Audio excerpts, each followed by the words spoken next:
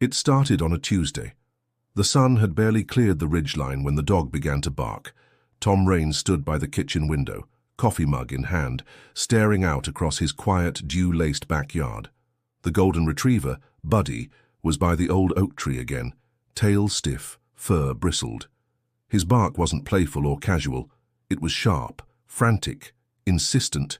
It had a note of panic. Tom squinted, setting the mug down with a soft clink. He opened the back door and stepped out, his boots crunching on the gravel. "Buddy," he called, voice rough from sleep. "What the hell are you doing?"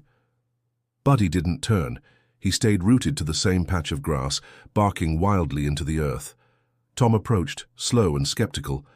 At 71, he wasn't a man who rattled easily. He'd been a firefighter for 32 years, seen flames lick the bones of buildings, heard things crack and scream in the dark. Dogs barked. It was what they did. Still, this one made his shoulders tighten. He knelt down beside Buddy, ran a calloused hand through the dog's fur. "What is it, boy?" The dog barked again, pawing at the ground, refusing to look away. Tom tilted his head. The spot wasn't unusual, just dirt, some weeds. The same patch Buddy had sniffed and circled yesterday and the day before. Tom sighed, stood up, and gave a sharp whistle. "Come on, enough. Let it go." Buddy didn't move. Tom muttered under his breath, walked back toward the house. "Stubborn mutt," he said, trying to shake off the unease coiling in his chest. That evening the barking resumed. Same spot, same tone, like the dog was trying to raise the dead. By the third day, Tom was fed up. He stomped across the yard, grabbed Buddy's collar, and pulled gently but firmly. "You hear me, boy? You need to quit it. There's nothing there." Buddy whined low in his throat, resisting. His paws dug into the ground like roots. Tom let out a breath. "Jesus." He stood up, hands on hips, looking down at the patch. There was nothing wrong with the grass, maybe a little thinner, maybe a slight dip, but barely noticeable. He rubbed his temples and walked away again, muttering. That night, as the wind slipped through the trees and stars blinked silently overhead, the barking woke him from a dreamless sleep. He sat up in bed, heart thumping.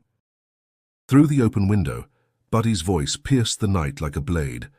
Tom rubbed his eyes, pulled on his robe, and shuffled barefoot to the back door.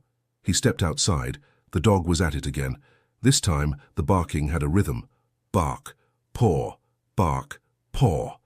Like he was calling for something, or someone. Tom's spine prickled. He stepped forward, arms crossed, watching the dog. The same spot. Always the same. A sudden memory flickered at the edge of his mind. His son, Jack, running barefoot through the yard, laughing, the sun catching his hair. That same spot. Years ago. So many years. Tom shook it off. He didn't believe in ghosts. He didn't believe in omens. Dogs barked, soil shifted. That was life. Oil. But something about Buddy's unwavering obsession unsettled him more than he wanted to admit. If you're hooked already, don't forget to hit that subscribe button for more true mysteries and emotional stories. There's so much more coming in this journey. For now, Tom tried to ignore the barking. He closed the window, stuffed his ears with tissue, and lay down again. But sleep didn't come. Because even muffled, even distant, that bark kept reaching into him, gnawing at some quiet place where memory and instinct stirred. And somehow, he knew. Something was down there. The morning after the third night of barking, Tom sat at the kitchen table, staring at the steam curling from his coffee. Buddy lay by the door, unusually quiet, eyes fixed on the backyard like a sentry. The silence unnerved him more than the barking. He sipped slowly, the bitterness grounding him. Outside, the sun rose through a curtain of fog, painting the field in pale gold. That same patch of earth shimmered faintly with dew. Innocent. Still. But Tom's gut twisted. He hadn't dreamt in years, not like last night. Not like that. In the dream, Jack stood by the oak tree, barefoot and smiling, arms outstretched. "It's okay, Dad," he'd said. "You can let go now." Tom gripped the mug tighter. He didn't believe in signs, didn't trust dreams. But damn if his hands didn't tremble remembering the tone in Jack's voice. 20 years. That's how long it had been since his boy vanished. He'd been 16, smart, sensitive, restless. They'd fought a lot that last year. Jack wanted to leave, travel, escape the small-town life. Tom, practical and scarred from the job, pushed him towards structure, college, a trade, stability. The last time they spoke was the morning Jack disappeared. They'd argued, words were said, doors were slammed. Tom never saw him again. At first there was chaos, search parties, flyers, sleepless nights. The police combed the woods, dragged the river, questioned neighbors. Nothing, not a trace. It was like Jack had evaporated. Grief settled in stages. First, rage, then numbness, eventually routine. Tom retired, buried himself in housework, and built a garden in the back to stay busy. But the hole never closed, and now Buddy, his only companion, wouldn't leave that damn spot. Tom rose and walked to the living room, where a faded photograph of Jack still stood on the mantel. His boy's face stared back, mischievous, bright-eyed, a scar across one eyebrow from a childhood fall. He touched the frame. "You always did love that tree," he murmured. The day wore on with a heavy stillness. Tom mowed the lawn, ignoring the barking that returned just after noon. Buddy scratched at the earth like he was trying to unearth a secret. Tom couldn't stand it. That night the dog growled, low, guttural sounds that pulsed through the house. Tom lay awake, staring at the ceiling. The growl wasn't angry. It was warning, protective, fearful. He got up and peered through the blinds. Buddy was there, rigid, ears back, eyes fixed on the ground, not at shadows. Not at foxes or raccoons, just the earth, that damn patch again. The next morning Tom opened the garage and grabbed an old spade. He marched to the spot, Buddy trotting behind. "All right, you win," he muttered. "We'll see what's got you so worked up." He dug. 2 feet down, nothing. Just soil, roots, worms. Nothing strange. He filled it back in. Buddy resumed barking the moment the dirt was packed. Tom swore under his breath. "You're not well." He called the vet, scheduled an appointment for the following week. Maybe it was neurological. Maybe the dog was losing it. Dogs grieve too, don't they? Maybe he'd caught on to Tom's unrest. But deep inside, the truth clawed at him. He didn't want to admit it, but he couldn't ignore it either. What if it wasn't just the dog? What if the soil remembered? Later that evening, while cleaning out the hallway closet, Tom found Jack's old baseball glove. It still smelled like leather and dust and summer. He sat on the floor holding it, heart aching. Outside, the barking resumed, steady, relentless. Tom didn't move. He simply sat there, glove in hand, pulse heavy in his throat. Something had been broken long ago. And something, through bark and dirt and silence, was trying to be found again. The following week arrived with a strange stillness. No wind, no birds, just that low, endless barking. Tom stood at the back door again, arms crossed. Buddy had returned to the spot as if nothing else in the world existed. He barked, he scratched, he waited. Tom's patience, already threadbare, was wearing thinner by the hour. He stepped outside, walked across the yard, and stopped short. There, at the edge of Buddy's claws, was something new. A crack. Faint. Hairline. Barely visible, but undeniably there, cutting across the grass like a vein. Tom crouched and ran his fingers over it. The soil felt softer than usual, damp, almost loose. Not the way July ground was supposed to feel. Buddy sat beside him, panting, eyes wide. Tom pressed his hand against the earth. There was give. Subtle, but real. He stood up, scanned the rest of the yard. No other signs of shift, no recent rain, no tree roots pushing upward. Just that spot. He fetched a set of wooden stakes from the shed and hammered them around the area, forming a small perimeter. It made him feel foolish, like he was humoring a dog's obsession. But something about the ground's softness stuck with him. That night, he couldn't sleep again. Not because of Buddy's barking, this time the dog was quiet, but because of the memory. That awful moment when the search was called off, the sheriff's flat voice, the way the flashlight beams stopped sweeping through the trees. The way neighbors slowly stopped showing up. Tom had begged them to keep looking. He knew Jack hadn't run away. Something had happened. But hope had decayed into silence, Now, 2 decades later, that silence was being broken by a dog and a crack in the ground. The next morning, Tom began journaling. He had never kept a diary, never been one for introspection on paper. But something about the escalating oddness made him want a record, if nothing else, to track patterns. Day 1. Barking begins. Nothing visible on surface. Day 4. Soil feels soft. Crack appears. Day 5. No further widening, but noticeable depression forming. He added a drawing, rough but accurate, of the spot. Later that afternoon he returned to check the area again. The crack had widened slightly. Not much, but enough to catch the toe of his boot. The earth seemed to sink just a hair deeper, as if it was slowly breathing out. Tom stared at it, unease curling in his chest like smoke. He remembered once, years ago, crawling through rubble to pull out a trapped girl after a gas explosion. The floor had trembled before giving way. He recognized that feeling now. Something beneath was shifting. That night, he placed a lawn chair near the edge of the perimeter and sat with a flashlight watching. Buddy lay beside him, head resting on Tom's boot, silent but alert. Around midnight, a strange sound broke the quiet. Not the bark, not the usual rustling of night creatures. A creak, a faint moan of earth, like an old house settling. Tom leaned forward, holding his breath. Nothing. But Buddy tensed, ears perked. The next morning, Tom returned with the spade again. He dug just along the outer edge of the crack. A few inches down, the blade hit something metallic, hollow sounding. His pulse quickened. He widened the hole, but all he found was a rusted tin lid, possibly from an old paint can or coffee tin. Nothing significant. He tossed it aside and filled the hole again. Buddy whined. Tom wiped sweat from his brow. "You're killing me, you know that?" The dog's eyes never left the ground. Back in the house, Tom flipped through his journal, staring at the growing pattern. He didn't know what he was chasing. Didn't even know what he hoped to find, but the ground was shifting, and something in him was shifting too. He couldn't shake the feeling that whatever lay beneath that patch of earth wasn't done with him yet.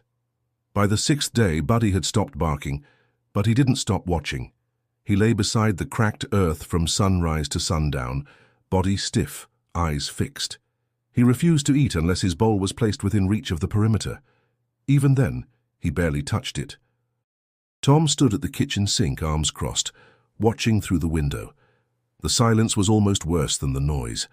Buddy's stillness had weight to it, like a man standing guard over a grave. He dried his hands and stepped outside. "You've got to eat, Bud," he said gently, kneeling beside him. "You can't keep doing this." Buddy didn't respond. His nose twitched. His eyes remained locked on the ground. Tom followed his gaze, squinting. The crack had deepened slightly. A faint depression, once subtle, now resembled a shallow bowl. He knelt, touched the soil. Still soft, still loose. He sat down beside his dog and sighed. "You're trying to tell me something, aren't you?" Buddy didn't move. The air was warm and dry, the kind of heat that made memories surface. Tom leaned back, letting his thoughts drift. He remembered Jack's 10th birthday, a treasure hunt in the backyard. That same tree, that same patch. Jack had dug like a madman, laughing, searching for the clues Tom had buried. They'd spent hours in the sun, the smell of grass and soil clinging to their skin. Tom smiled faintly, then let it fade. Those were the good years, before adolescence widened the gap, before shouting replaced laughter, before the distance grew until it became irreversible. That night, Tom dreamed again. Jack stood at the edge of the depression, arms folded, gaze heavy. "You're not listening," he said. Tom tried to move toward him, but his legs wouldn't work. The earth beneath him cracked, and Jack disappeared into the ground. He woke drenched in sweat. Later that day, while walking to the mailbox, Tom ran into Emily. She was in her early 20s, smart and curious, always scribbling in her little field notebooks. Her father owned the neighboring property, and she was back from college for the summer. "You all right, mister?" "Rains?" she asked, noting his tired eyes. "Dog's been acting strange," he muttered. "Worried about a sinkhole or something." Her interest piqued immediately. Really? Where? Tom gestured to the backyard. By the oak tree. Been a crack forming. Ground feels off. I'm studying geology, she said, brightening. Want me to take a look? He hesitated. Sharing felt strange. But something in him said yes. Sure, can't hurt. She followed him across the lawn, notebook in hand. Buddy didn't bark. He barely looked up. Emily crouched by the crack, ran her fingers over the edge. Huh, she murmured.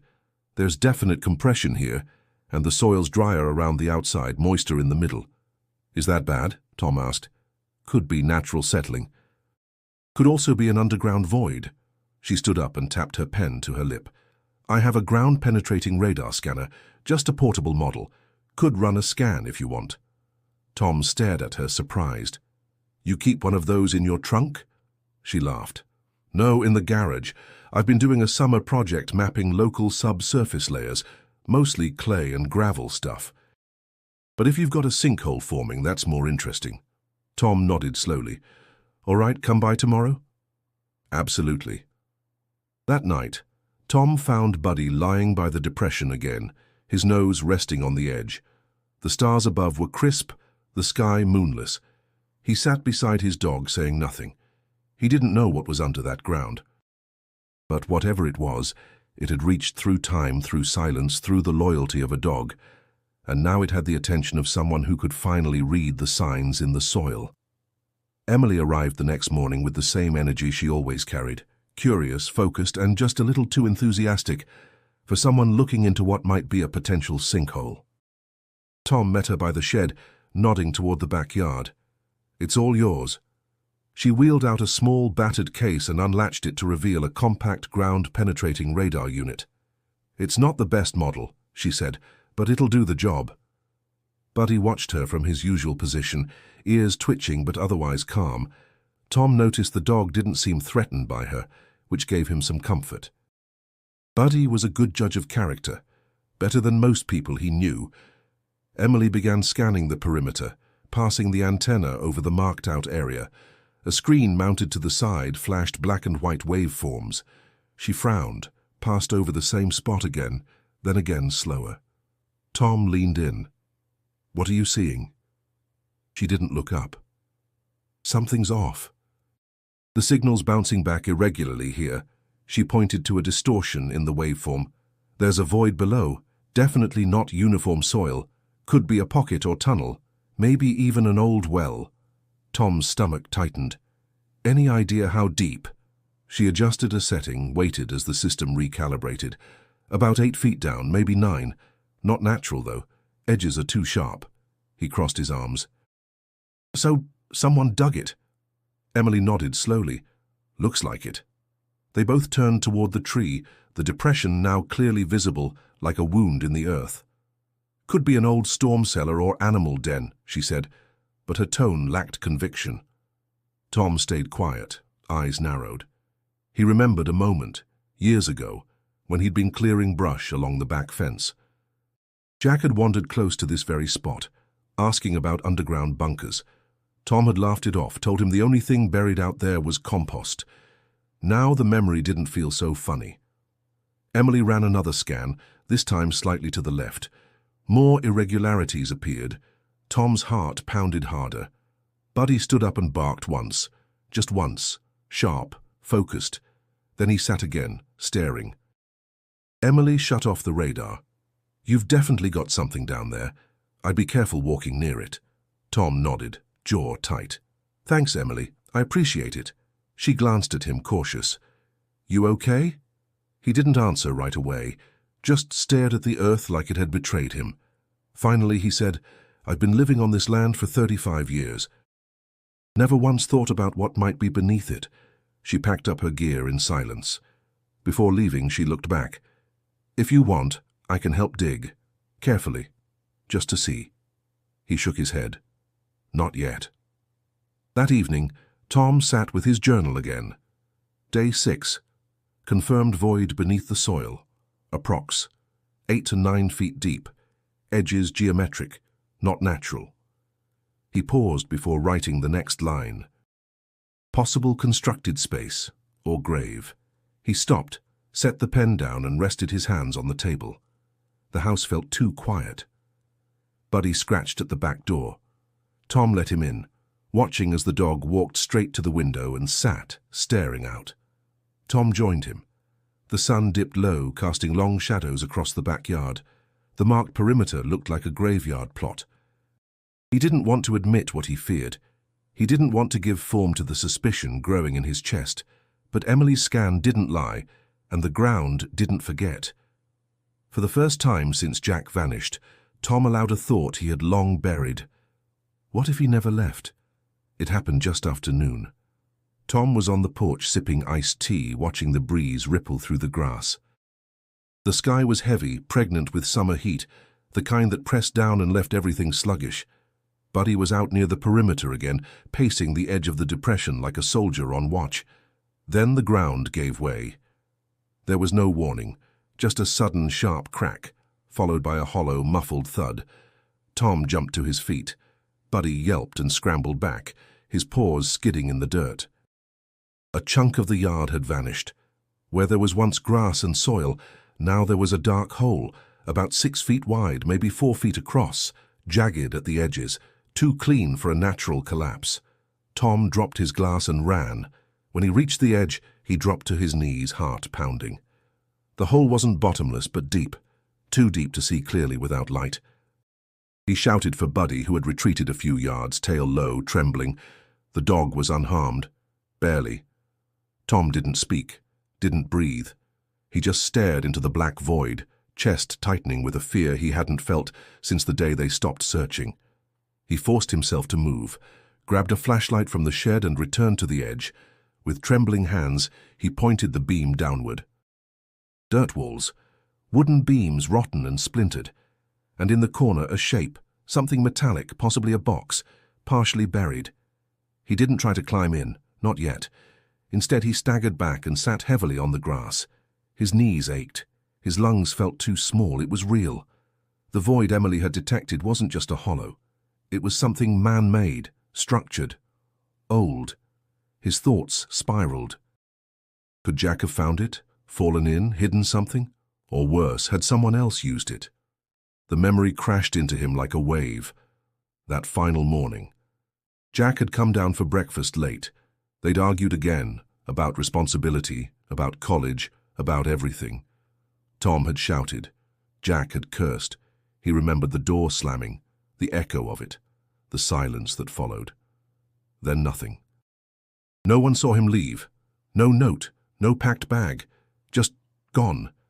And now, this. He called Buddy over. The dog came slowly, still shaken, but pressed his body against Tom's side. Tom scratched behind his ears, hand unsteady. "You were right," he whispered. "All this time, you knew." Buddy licked his hand once, then lay down beside him, watching the hole. Tom called the county non-emergency line, told them about the ground collapse, mentioned possible old structure. Didn't say more, not yet. A dispatcher promised someone would come out the next morning. As the sun dipped low, Tom sat on the porch again, eyes on the hole. He couldn't make himself go inside. Every time he blinked, he saw Jack's face. Not smiling, just looking, waiting. He wondered how deep the pit was. Wondered what secrets the earth had swallowed all these years. Wondered if the past, no matter how buried, ever truly stayed down. That night, sleep didn't come. Not even for Buddy. The dog stood watch at the window, ears twitching at every creak of wind, every shifting of soil. In the silence of midnight, Tom finally said it aloud. "Jack, if you're there." "I'm listening now." He didn't expect an answer, but something somewhere shifted again. The investigators arrived just after dawn. 2 men in county uniforms, quiet and methodical, along with a woman in plain clothes, Detective Sandra Lee, with a clipboard and the kind of face that had seen too much to flinch at the idea of buried things. Tom stood off to the side, arms crossed, eyes sunken from a sleepless night. Buddy sat near the porch, silent but alert, watching every movement. They set up cones and yellow tape, cordoned off the area, and began clearing around the hole with careful tools. The wood support beams were older than expected, hand-cut, rough. Someone had built this long ago, but not with any code or blueprint. A hidden structure, forgotten, buried. Then one of the men called out, "Ma'am, we've got something." Tom's breath hitched. They brought out lights, a camera, and a pair of gloves. Sandra climbed carefully down with the technician. Minutes passed, then silence. A long, heavy silence. Tom knew what silence like that meant. He'd heard it before, at fire scenes, at accident sites. The kind of silence that falls when what they feared was true. When Sandra climbed out, her face was pale but steady. She walked over, voice low. "Mr. Rains, I'm afraid we've found human remains." Tom didn't speak, couldn't. He just stared at her, trying to force air into his lungs. They're skeletal, partially decomposed, been there for a long time. His lips parted. "Clothes?" "Yes." "Tattered, but—" She paused. "Faded denim, hoodie. Shoes matched the description from the missing persons report. There was also a watch, still intact. We'll send it for verification." Tom's knees buckled slightly. He gripped the porch railing for support. Buddy whined. The detective softened. "We'll need a DNA sample just to be sure, but I think you already know." He nodded slowly, jaw clenched. He hadn't cried when they called off the search. Not at the funeral they held without a body, not when he boxed up Jack's things. But now, staring at the ground that had held his son for 2 decades. Something inside him cracked. They spent the rest of the day marking, measuring, photographing. Tom stayed outside the whole time, watching silently. When they removed the remains, gently, with reverence, he looked away. Not because he couldn't handle it, but because he didn't want to remember his boy like that. He went inside only when it grew dark, shoulders sagging under the weight of too many years. Inside the house felt different, lighter, almost, but not in a comforting way. Like the weight had shifted from question to answer, and that answer hurt more than the silence ever had. He sat at the kitchen table and opened his journal. Day 7, remains discovered. Male. Clothes matched Jack's, awaiting DNA. He paused, staring at the words. His hand trembled slightly. He wrote one more line. He never left. Later, Buddy curled up at his feet, head resting on Tom's boot. The dog didn't bark. He didn't need to. They both knew what had been found. As the wind moved through the trees outside and the porch light flickered faintly, Tom felt something shift again, not in the ground, but in himself. The hope he'd clung to all these years, fragile and fading, had finally been replaced with truth. And the truth, however cruel, was still better than the endless ache of not knowing. 3 days later, the DNA results confirmed what Tom already knew in his bones. The remains belonged to Jack Rains. Tom sat on the porch when the call came. He didn't say much, just "Thank you and I understand." Then he hung up, placed the phone on the table beside him, and stared out across the yard. Buddy lay nearby, tail still, chest rising and falling with slow, steady breath. There was no more barking, no more pacing. The mystery was over, but closure had its own weight. That evening, Detective Lee returned. She stepped out of her unmarked car with a brown evidence envelope and a quiet look on her face. "We found something else," she said gently. Tom stood slowly. "What is it?" She handed him the envelope. It was buried nearby, rusted old box. Most of it was falling apart, but one item inside survived. Tom opened the envelope with careful fingers. Inside was a folded, stained piece of paper, edges curled and brittle, faded ink in Jack's handwriting. He stepped back inside and unfolded the page on the kitchen table. "Dad, if you find this..." "I guess that means something went wrong." Tom swallowed hard. "I didn't mean to scare anyone, I just needed to go. I couldn't breathe in that house anymore. Every day was yelling. Every moment felt like I was failing you. I thought maybe if I disappeared, it would hurt less for both of us. The ink had bled in places, smudged by time or tears or both. But I didn't run away forever. I was coming back. I just needed time. A few weeks. I was going to camp out and figure things out. I thought I could handle it." Tom's hands trembled as he continued reading. "If I don't make it back, I want you to know it wasn't because I didn't love you. I did. I do. I always will. You're a good man, Dad. You just didn't know how to show it." Tom blinked hard. The words blurred. "Maybe one day you'll forgive me. Or maybe you'll hate me forever. I just couldn't stay and be the son you wanted. Jack."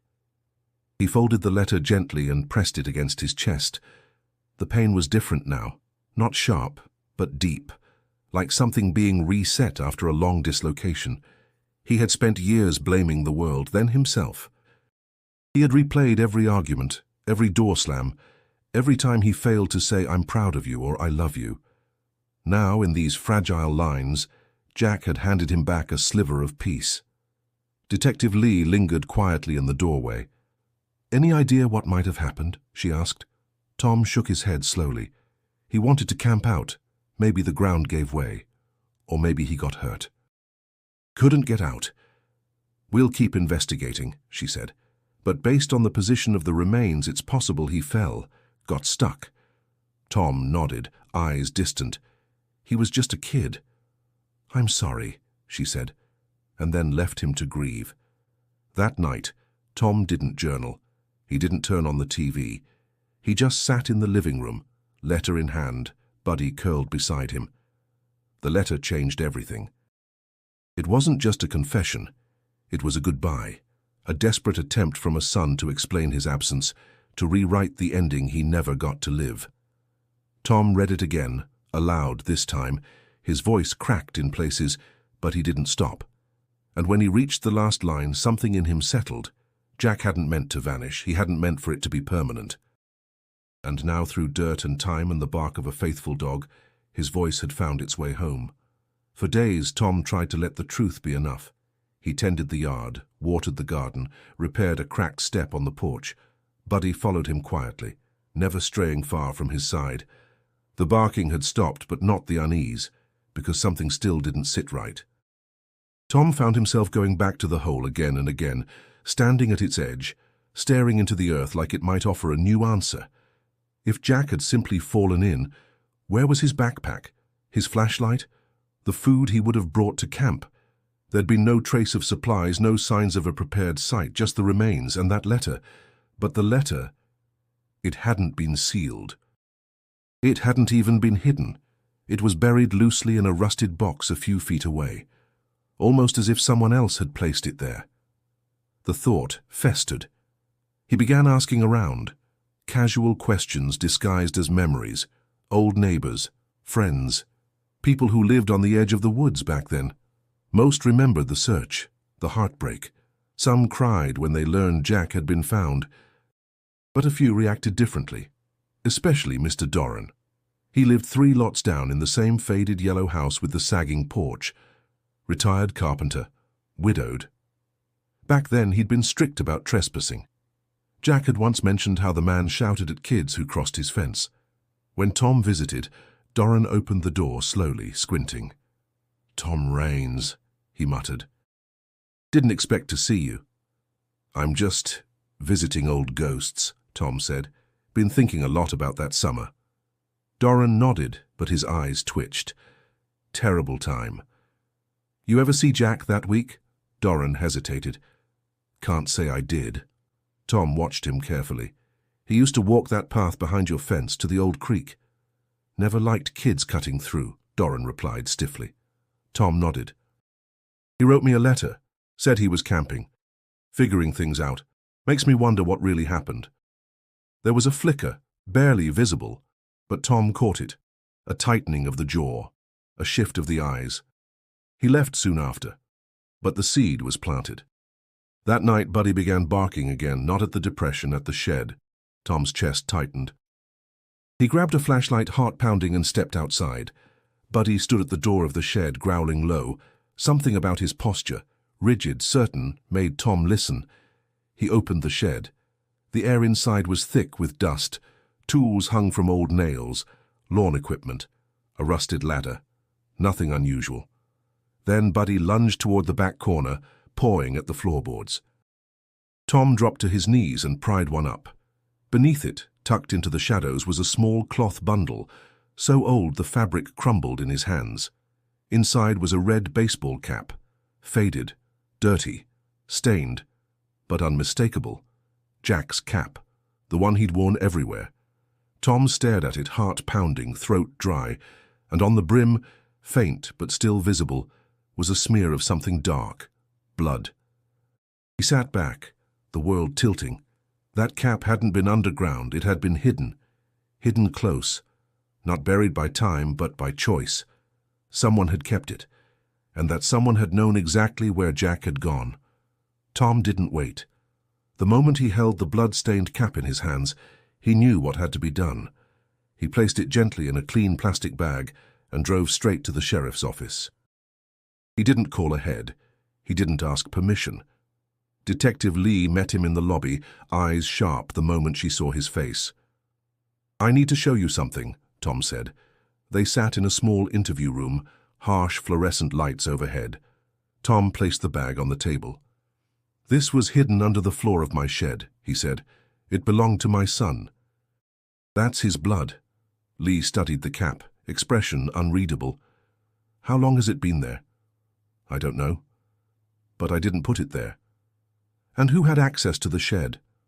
"Only me, unless someone had a key, or broke in." She nodded, calm but focused. "We'll run tests. Check for prints, DNA, anything we can.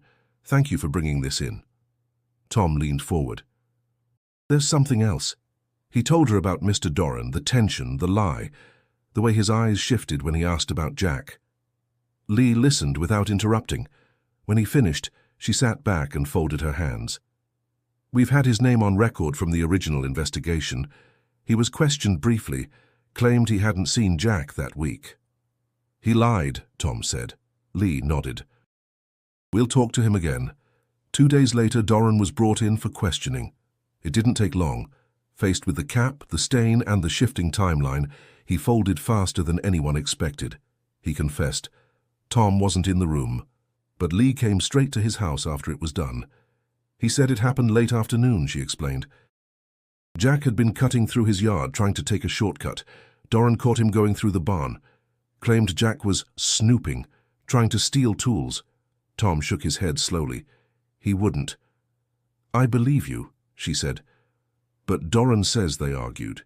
"He grabbed Jack by the arm, pushed him, said he didn't mean to hurt him, just wanted to scare him off." Tom stared out the window. The light had dimmed. "Jack fell backward," Lee continued. "Hit his head on a beam. Doran says he panicked, checked for a pulse. Couldn't find one." Tom's hands tightened into fists. "Instead of calling for help," she said quietly, "he dragged the body out back, buried him near the woods, thinking it would never be found." Tom's voice was low, but the ground shifted. "Yes," Lee said. Years later, the sinkhole exposed part of the area. He went back, found the bones disturbed, panicked again, tried to make it look accidental, dug the letter out of Jack's pack, hid the rest, planted the note in a separate box to throw off suspicion. Tom swallowed hard. "The cap?" "Hid it in your shed, probably hoping it'd be found by accident. Or not at all." There was silence. Then Tom asked, "What happens to him now?" "He's been arrested. He'll be charged. Manslaughter, obstruction, maybe more, depending on what the DA decides." Tom nodded slowly. The truth was a jagged thing, but it was truth. Lee stood. "I know it doesn't bring Jack back, but I hope it helps." Tom looked at her. His voice was raw. He was 16. She nodded. "I know." After she left, Tom sat alone on the porch with Buddy at his side. The sky stretched wide and quiet above them. He thought of Jack, of the last words they'd spoken, of the years stolen by silence and fear. He didn't know if he would ever forgive Doran. But now he didn't have to wonder anymore. The news of Doran's arrest rippled through the town like a sudden storm. People whispered in diners, stared in grocery aisles.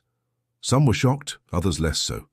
Everyone had known Doran as the cranky man at the edge of town, the one who yelled at kids, kept to himself, never waved. But no one expected that kind of secret. Tom tried to avoid the noise. He declined interviews, ignored calls from curious neighbors, turned off the television. For him, the trial wasn't about vengeance. It was about recognition, about someone finally saying out loud that Jack had mattered, that his life had been stolen. The charges were formalized: involuntary manslaughter, tampering with evidence, failure to report a death, obstruction of justice. Doran pled guilty to all of them. The courtroom was quiet the day of the sentencing. Tom sat alone in the back, hands clasped, heart steady. He didn't look at Doran, didn't need to. The man stood hunched and pale, a shadow of the person who had once buried a boy in silence. The judge sentenced him to 10 years. Some said it wasn't enough. Others said he wouldn't live to see the end of it anyway. Tom said nothing. He left the courthouse without a word, stepped into the sunlight and took a long, slow breath. The ache was still there, but it was no longer poisoned by questions. Back at home, he sat on the porch with Buddy. The dog was older now, grey creeping into his muzzle, but his eyes remained clear, always watching. "You knew," Tom said softly. "You never stopped telling me." Buddy laid his head on Tom's knee, tail thumping once. That night Tom lit a candle and placed it near Jack's photograph. "I'm sorry," he whispered, "for not hearing you sooner." He didn't cry. Not this time. Something inside him had settled, painful, yes, but whole. In the following days he spoke with Emily. She'd followed the case closely and reached out, asking if he'd consider speaking to a few students at the local college about loss, memory, and truth. He declined gently, but thanked her for caring. "You helped more than you know," he told her. "You let me help," she replied. It wasn't until a week later that Tom realized something had shifted in Buddy too.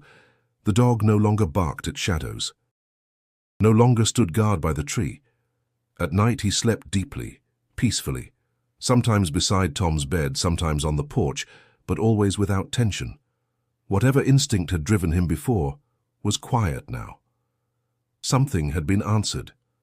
Tom watched him closely, amazed by how animals carried burdens we couldn't see, how they remembered what we tried to forget.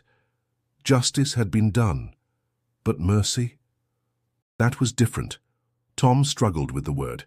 He hated what Doran had done, hated the cowardice, the years lost, the silence, but he couldn't hate the man entirely, not anymore. Age had shrunk him. Regret had carved deep lines into his face.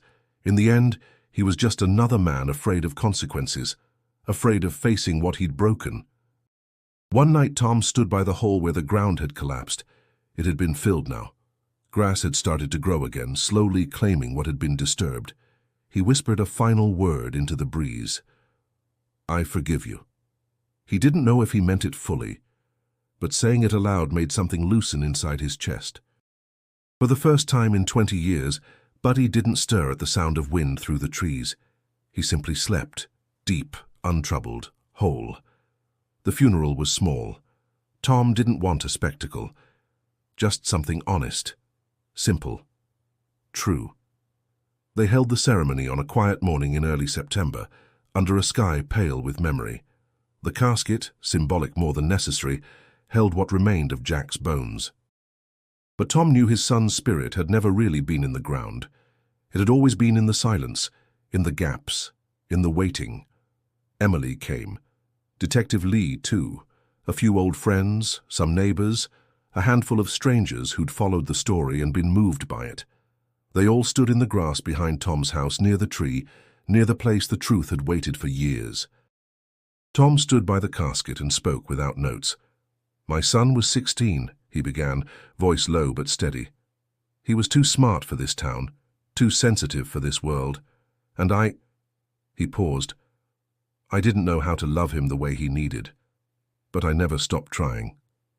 People listened. Some wept. Others stood still, heads bowed. Tom continued. "For years, I asked myself what I would have done differently. I shouted at the sky. I hated myself. I hated fate. But now I just miss him." He looked toward the oak tree, its leaves beginning to turn gold. "I thought I lost him, but maybe he just waited until I was ready to find him again." After the service, Tom walked alone to the small headstone and knelt. He placed the letter, the one Jack had written, the one he'd read over and over, beneath the stone's edge, wrapped in clear plastic. Not to be hidden, but to stay. Then he opened his palm and set a baseball card on the grass. Jack's favorite. An old rookie card bent at the corners, worn with time. "I found this in your drawer the day after you disappeared," Tom said quietly. "I thought maybe you left it on purpose, like a trail. Maybe you did." He pressed his hand to the soil. "I'm sorry, son. I should have seen you, heard you, known how much you were hurting." A soft breeze moved through the trees. Somewhere in the distance, a bird called out. Buddy stood nearby, tail still, head tilted. He hadn't barked all morning. He didn't need to. That evening, Tom sat on the porch again, watching the sky turn lavender. The house behind him was quiet, but not empty. He didn't feel haunted anymore. He felt accompanied. Inside, he framed the letter and placed it beside Jack's photo. Not as a trophy, not as closure, but as truth. The kind that lives, even after everything else has gone. When the stars came out, Tom returned to the grave with Buddy. They sat in silence, the dog leaning against his leg. "I'm not going anywhere," Tom said softly. "Not anymore." He reached into his pocket and pulled out a small, hand-carved wooden token, one Jack had made in shop class years before. The initials JR were burned into it. He placed it on the grave. Then, with a deep breath, he stood. As he walked back toward the house, Buddy beside him, something in the air felt lighter. Not happy, not healed, but open. And that was enough. That night, for the first time in over 20 years, Tom slept without waking. And Buddy, faithful as ever, slept too, head on the rug, tail tucked, finally at rest. Fall came early that year. The air cooled faster than usual, and the trees turned gold overnight. For the first time in decades, Tom noticed the change, not as background, but as invitation. He began spending more time in the yard, not just working, being. One morning, Emily returned with a folder in hand and an idea that had been growing since the funeral. "I've been thinking," she said, "about everything that happened. How many people go missing? How many stay missing?" Tom listened quietly. "I want to start something," she continued. "A project, a foundation, something in Jack's name, to help families who are still searching, to remind them not to give up." Tom was silent for a long moment. Then he nodded. "Do it," he said, "and let me help." They called it the Jack Rains Project. A non-profit aimed at tracking cold cases, supporting search efforts, funding forensic teams. It started small, just a website, a community page, a few volunteers. But it grew faster than either of them expected. Stories poured in, emails, messages, parents, siblings, friends. Tom read them all. He responded when he could, sometimes with advice, sometimes with silence, but always with presence. He didn't claim to have answers, only that he understood the weight of not knowing, and in that understanding people found something they needed. Buddy, though older now, still walked the yard with him every morning. They checked the fence line, watered the garden, paused by the tree where it all began. Sometimes Tom would read letters aloud, sometimes he'd just sit. Healing didn't look like forgetting, it looked like remembering without breaking. It looked like planting something where something had once been lost. That winter, Tom built a bench near the oak tree and engraved it himself. For Jack. For every voice that deserves to be heard. Local schools began inviting him to speak. At first he declined. Then, one spring afternoon, he said yes. The classroom was quiet when he entered. Teenagers, restless, curious. He didn't tell the whole story, just enough. "I lost my son," he said. "But more than that, I lost time. I lost connection, because I didn't know how to listen." He let that hang in the air. "I thought I was protecting him, pushing him to be strong, but strength isn't silence. And love isn't control." A girl in the back wiped her eyes. A boy in the front raised his hand. "How do you know when someone needs help?" Tom answered without thinking. "When they stop telling you the truth, when they go quiet, when they say they're fine. But they're not." He paused. "And sometimes, when their dog won't stop barking at the ground." The class laughed softly. But no one forgot what he said. Afterward, Emily hugged him outside the school. "You're changing lives," she whispered. Tom looked toward the sky. I hope so. Later that evening, he received a letter, handwritten, no return address. Mr. Rains, I saw your talk today. I haven't spoken to my father in 3 years. After what you said, I think I might try. Thank you. Tom folded the letter carefully and placed it in a box beside Jack's things. He didn't smile often, but that day he did, because even in sorrow there can be seed, and even in loss there can be something that grows. Years passed, as quietly and steadily as the wind through the trees behind Tom's house. The seasons changed, and with them, so did the rhythm of Tom's days. There were fewer chores now, fewer steps between the kitchen and the garden. His back ached more in the mornings, and his hands had grown slower, but his mind remained sharp. Buddy had slowed too. He no longer chased squirrels or barked at passing cars. He preferred lying on the porch, his head resting on his paws, eyes half closed, ears twitching only at the sound of Tom's voice. Their bond had deepened over time, not out of habit but of shared survival. One late autumn morning, Tom woke to find Buddy still curled on the rug by the door. But he wasn't breathing. Tom knelt beside him, one hand on the dog's flank, the other on his head. There were no tears, just gratitude. "Thank you," he whispered. "You found him when I couldn't." He buried Buddy near the oak tree beside the bench, marked the grave with a simple stone. "Here lies Buddy, loyal without question, faithful without fail."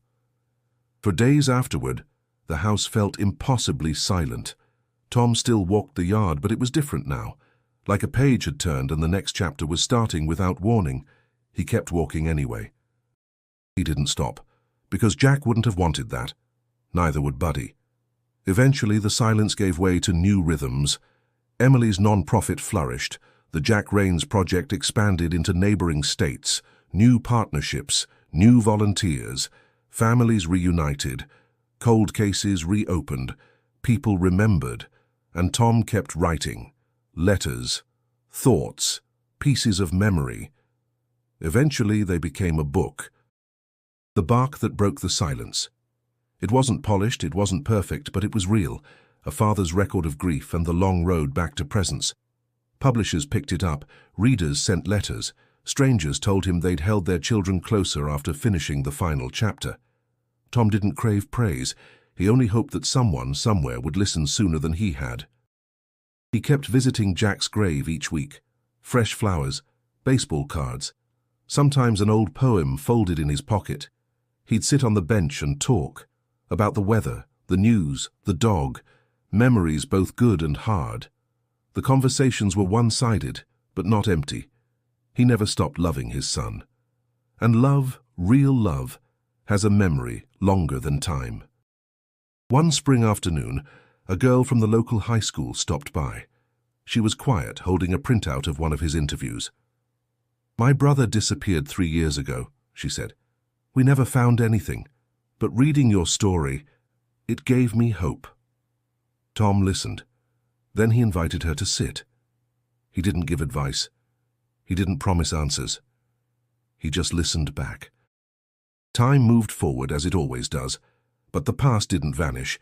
It folded gently into the present, through legacy, through words, through the stillness of earth once broken and now, somehow, whole again. The tree still stood. The bench still bore his son's name.